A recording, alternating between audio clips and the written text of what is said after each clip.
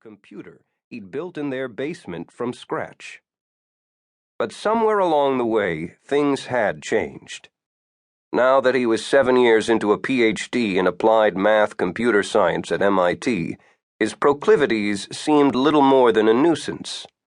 Besides, he wasn't the only doctoral candidate at the prestigious math-science mecca who chose to eat his meals in his studio apartment, meticulously stacking his silverware when he was done. Nor, he assumed, was he the only programming guru to lock himself into his computer lab for 2 days, crafting algorithms and running subroutines, because of something he'd stumbled into that didn't seem quite right. Though, to be accurate, the Level 4 security lab wasn't actually Jeremy's. Even though he'd effectively moved in over the past 48 hours, he didn't actually have the proper clearance to be using such expensive and sensitive equipment, especially on a project that had nothing to do with his PhD. But it had become evident that he didn't have access to enough processing power at his own workstation in a shared cubicle halfway across campus. On top of that, Jeremy had needed the satellite data, and everyone at MIT knew where you went when you needed satellite data. The warren of underground labs tucked beneath the infinite corridor were one of the university's worst-kept secrets, especially since some of the money the U.S. Defense Department had set aside to fund the high-tech bunkers was earmarked to hire undergrads as lab techs and engineers. It was one of those undergrads who had loaned Jeremy his security ID to get past the guard manning the elevators that led down from the corridor. One geek with glasses looked much like the next, not that anyone treated this place like Area 51. MIT's relationship with the Defense Department went all the way back to before World War II, when radar had been developed in secret campus labs much like this one. At MIT, working on the next generation of missile defense systems was like playing in the marching band, an extracurricular to fatten up your resume. The last thing Jeremy was afraid of, staring at the image on the giant screen, was getting caught in the lab without the proper clearance.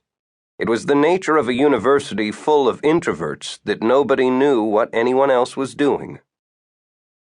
To be fair, bathed in the glare of the impossible image on the screen, Jeremy was no longer sure he could even explain it to himself.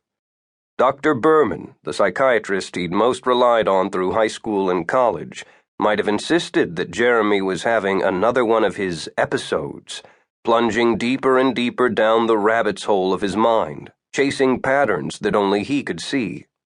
Even a perfectly normal human brain was built around a passion for patterns. It was part of the evolutionary process, a biological survival mechanism that had driven humanity to the top of the food chain. In Jeremy's case, the slightest hint of a numerical association could lead to near mental paralysis as his obsessive mind searched for connections that may or may not actually exist. And maybe in the beginning, Dr. Berman's diagnosis would have been correct. A normal person would not have turned what was essentially a stupid argument between brothers into a time-consuming diversion, employing enough computing power to launch a medium-sized war.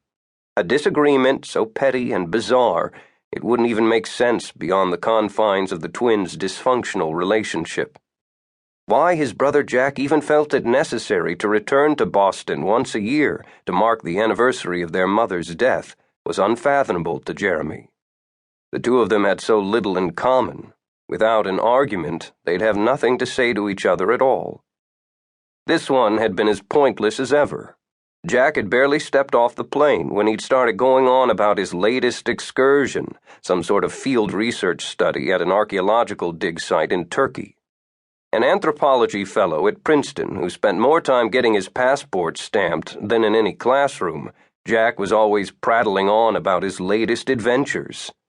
This time he was particularly excited because the dig site was at one of the ancient 7 wonders of the world, the Temple of Artemis at Ephesus. Jeremy hadn't even realized there were 2 sets of 7 wonders, ancient and modern, and when he'd casually mentioned that the ancient wonders couldn't have been all that impressive, since he doubted anyone could name 3, let alone all 7, that was all Jack had needed to set him off on a lecture about the relative merits of the 2 lists that lasted until his flight back to Turkey. Of course, that